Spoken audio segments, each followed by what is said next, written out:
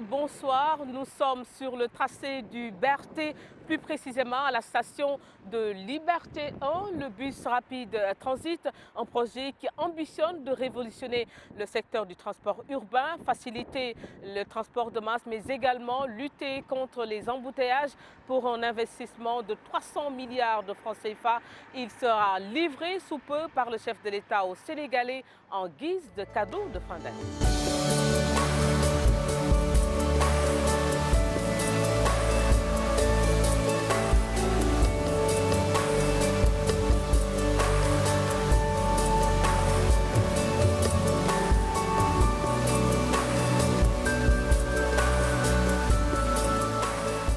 Bonsoir et bienvenue à tous. Entretien avec reçoit ce soir le directeur général du CETUD, le Conseil exécutif des transports urbains durables, Thierno Birahim Aw. Bonsoir, monsieur Aw. Bonsoir, Anne. Alors, après plusieurs mois de travaux, nous voilà à la fin. Le bus rapide transit, un projet innovant, très attendu par les Sénégalais. Quelle est la pertinence d'un tel projet? Vous savez, le véritable enjeu, c'est de placer Dakar dans la compétition internationale des villes pour en faire une ville économiquement performante, respectueuse de l'environnement et qui tient compte de l'inclusion sociale. Quand nous savons que les externalités négatives liées au transport routier nous coûtent quasiment 900 milliards de francs CFA, ce sont des pertes économiques qui sont de l'ordre de 6% de notre PIB. Il était urgent d'opérer un certain nombre de transitions pour rendre cette ville compétitive et trouver les moyens de lutter contre la congestion routière, la pollution de l'air qui nous coûte extrêmement cher. Il faudrait saluer ici, Anne, les transitions opérées par le chef de l'État. À la fois la mobilité collective, mais aussi la transition énergétique et numérique qui encadre cette transformation urbaine qui est portée par le bus rapide transit. Nous sommes en train de réaliser au Sénégal le premier bus 100% électrique qui à terme sera alimenté à l'énergie solaire. C'est extrêmement transformateur avec des objectifs de transporter 300 000 voyageurs par jour. C'est l'équivalent de 250 000 véhicules qui seront évités et nous allons aussi avoir une régularité, un confort, des temps de parcours divisés par deux et globalement un environnement de Dakar amélioré avec la prise en charge d'un package d'aménagement que nous avons livré aux collectivités territoriales. Vous l'avez dit, le BRT arrive dans un contexte de changement climatique. Comment vous avez pris en compte ce volet environnement? En faisant quoi concrètement? L'environnement et la résilience au changement climatique a porté tout le projet. Le BRT est le seul projet de transport qui est inscrit aux objectifs de la COP 21 relativement à nos engagements internationaux pour la réduction des émissions de gaz à effet de serre. Donc, c'est à travers plusieurs volets que nous avons pris en charge ces enjeux. D'abord, une mobilité électrique. C'est extrêmement important dans la mesure où nous sommes sur les zones les plus densément peuplées et congestionnées de Dakar. Demain, nous sommes sur zéro émission polluante avec ce transport capacitaire. Vous l'avez vu, nos stations sont autonomes en énergie solaire. Il y a aussi un programme d'aménagement paysager que nous avons mené avec le ministère de l'Environnement, un reboisement compensatoire. Nous avons aussi investi beaucoup dans l'assainissement.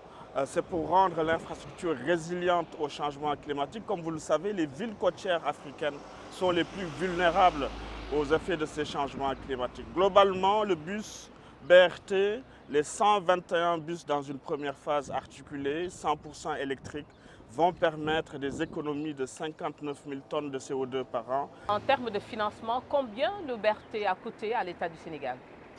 Nous avons un projet qui a un coût global de 419 milliards aujourd'hui, mais surtout ce qu'il faut rappeler dans les innovations que nous avons apportées, nous avons sollicité à travers un appel d'offres le secteur privé Et le secteur privé a amené 31% de ce coût global d'investissement. C'est très important. Ce sont 120 milliards qui sont mobilisés pour les 15 ans de concession pour à la fois l'acquisition du matériel roulant 100% électrique, mais aussi l'exploitation et la maintenance de ce mode de transport révolutionnaire en Afrique.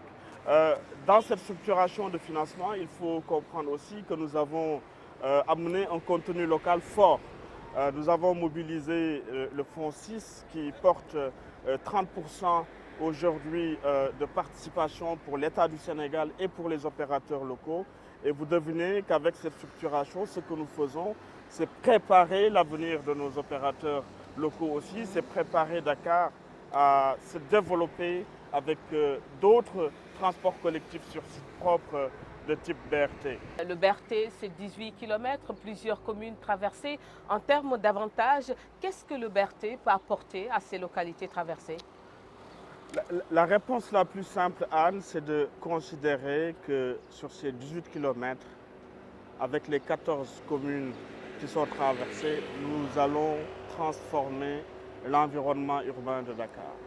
Donc les bénéfices sont à la fois économiques, sociaux et environnementaux. Je voudrais démarrer par l'emploi parce que dans le contexte démographique où nous sommes et l'urgence liée à l'emploi des jeunes, ce projet génère 1000 emplois directs.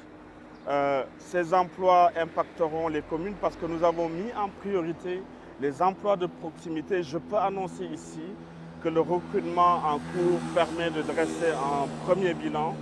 Quasiment 50% des emplois sont dédiés aux communes traversées par le BRT. L'objectif de développement que nous avons avec ce projet, c'est de dédier 35% des emplois aux femmes. Le mal de Dakar, c'est aussi les inondations.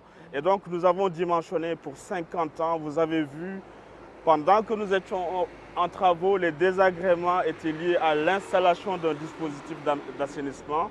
Nous avons creusé parfois sur 6 mètres de profondeur et 2 mètres de diamètre sur ces dispositifs d'assainissement. Plus de 125 000 emplois seront accessibles aux résidents de ces communes-là qui pourront rejoindre le centre-ville en moins d'une heure.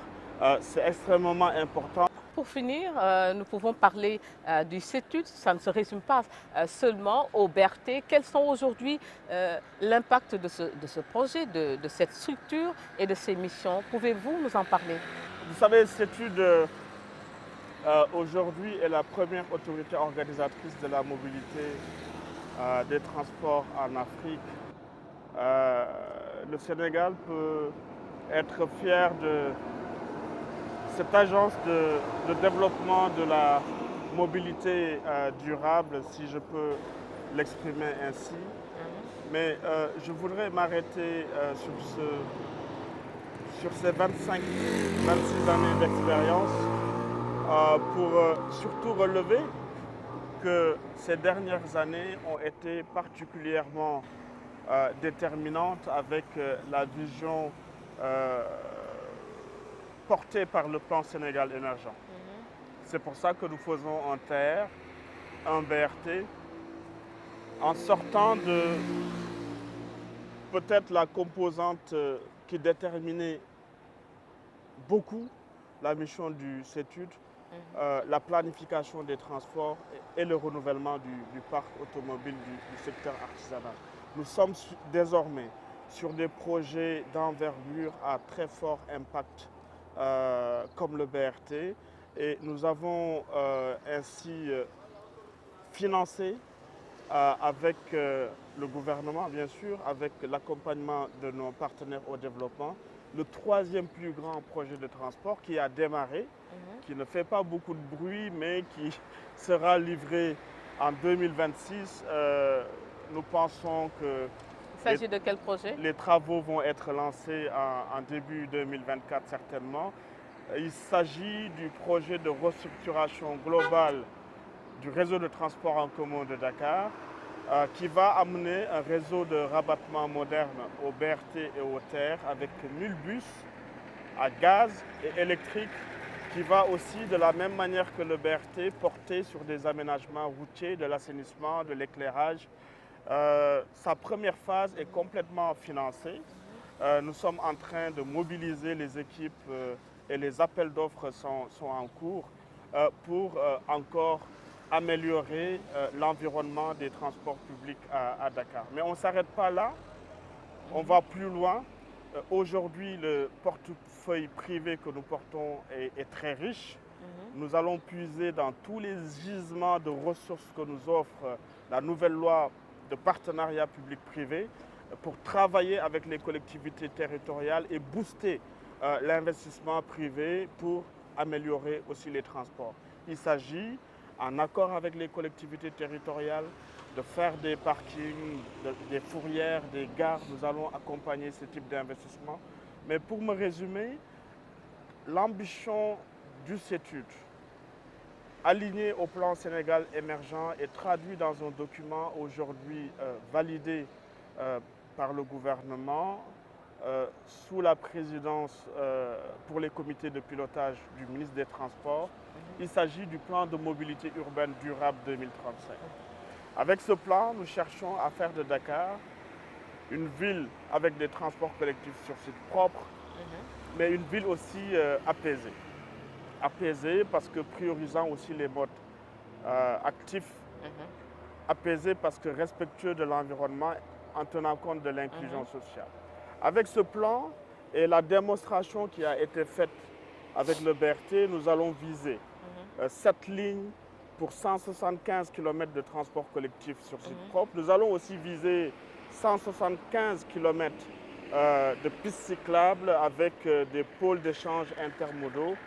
Miser clairement sur la transformation de Dakar par les transports capacitaires parce que l'avenir de cette ville ne peut pas se faire avec l'automobile tout court. Ça se fera avec une priorité au transport collectif, une priorité avec la mobilité active et le schéma d'investissement qui sera négocié avec l'accompagnement de l'État, des bailleurs de fonds, en intégrant le secteur privé et les collectivités territoriales, permettra clairement d'inscrire Dakar dans les capitales les plus compétitives en Afrique. Thierno Birahim Aw, merci. Je rappelle que vous êtes le directeur général du CETUD. Merci à vous également de nous avoir suivis. Rendez-vous demain pour un autre numéro d'entretien avec. Merci et bonsoir.